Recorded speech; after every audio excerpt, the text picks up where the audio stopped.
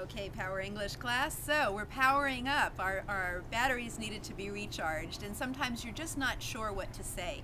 And all of a sudden you get a burst of energy and you find a way to connect to that other person. So that's what I'm going to show you right now.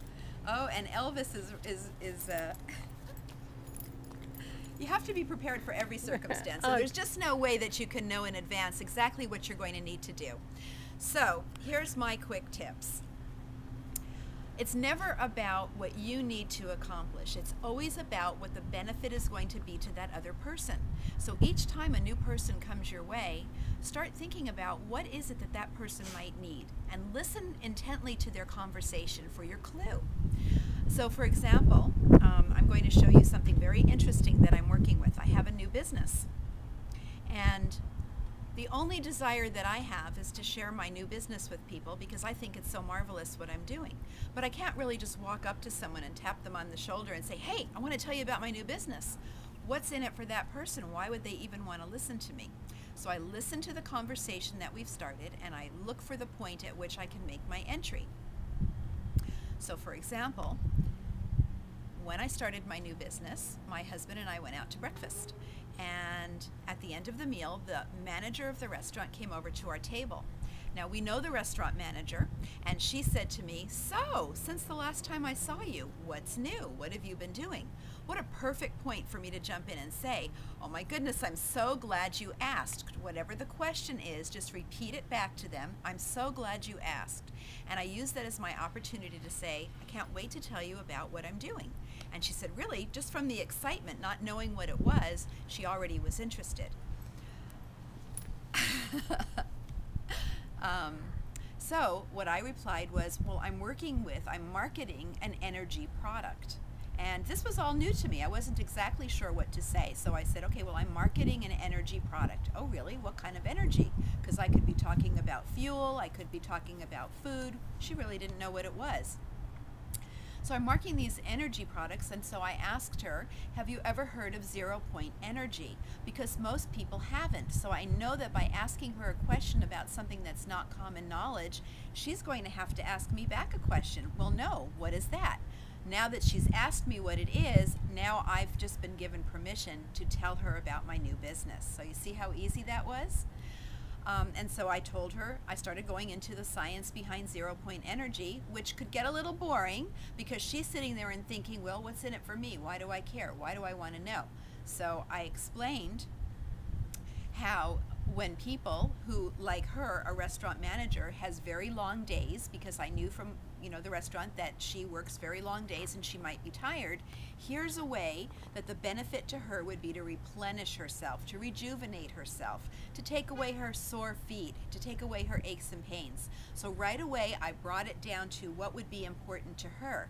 And when I asked her, do you have any pain?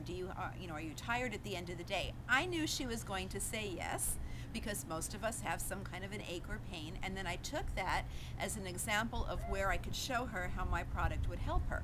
I kept it very short, very simple, and then I asked her if she would like some more information because I saw that she was interested. I paid attention to her body language, and I saw she kind of like turned her head like that, and that meant like, oh really, tell me more.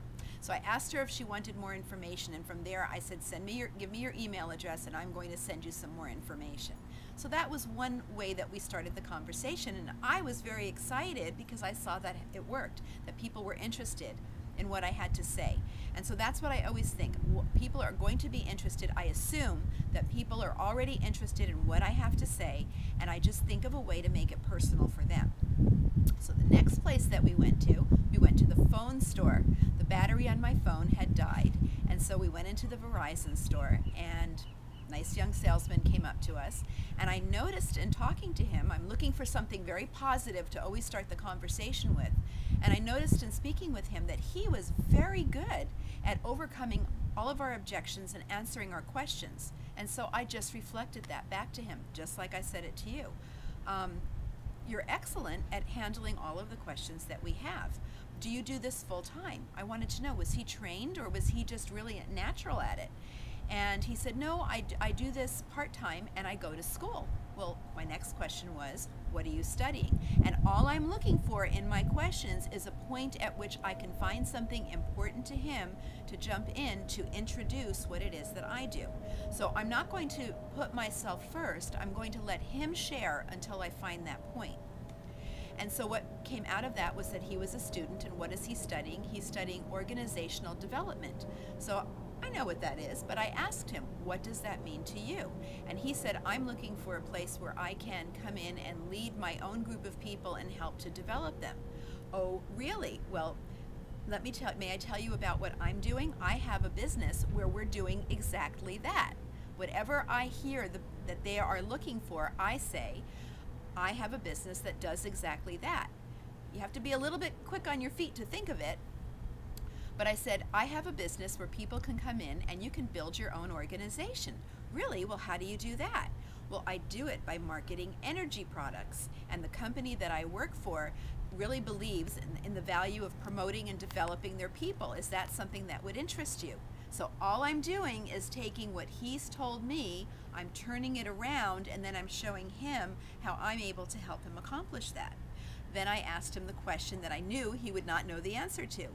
Have you heard of 0 Point Energy? And he said, no, what's that? Okay, what did he just do, class? He just asked me for information. So I told him about 0 Point Energy. I knew that he was a college student, so he had a curious mind, and he asked me for some information. How do I get some more information about that? Do you have anything in writing? Well, I actually have a website. He already works in a technology store. I know that he's a young man, so it's not likely that if I give him a brochure, he's going to read it. I'm going to give it to him in the method that I know he's going to want to have that information. He's going to want it in an instant email, instant message, technology kind of way. And he did. So guess what? Went home, sent him an email refreshing the point that we had just met, and here's the information that he had asked for. Even though I started the conversation, by the time we went through the process of me being a careful listener and finding out what points were important to him, I was able to feed him the information that he wanted in the form that he had asked for. Let's see if we can think of if I can think of other ways that I've introduced my new business to people. Before you do, Sherry, do you remember the content of that email? Yes. Or I could improvise right now. I found out his name. He ended up giving me his business card, and so I said, Dear Donald, this is Shari Fairman. We met at the Verizon store today, and you and I were talking about the self-care revolution involving 0 Point Energy. Enclosed is the link to my website that's going to give you a description of the information that you requested. After you've watched it, here's my contact information, here's my phone number, or you can reply to this email. Let me know that you've read it, and let's talk. I would like to follow up with you to make sure that you understood everything, see if you have any questions. And I kept it fairly short. It was maybe 1 or 2, maybe 3 paragraphs, and there was maybe 2 or 3 sentences in each paragraph, so it was very brief. But I got the point across, remembering who I was and how we met, telling him that he had requested this information, because it's important.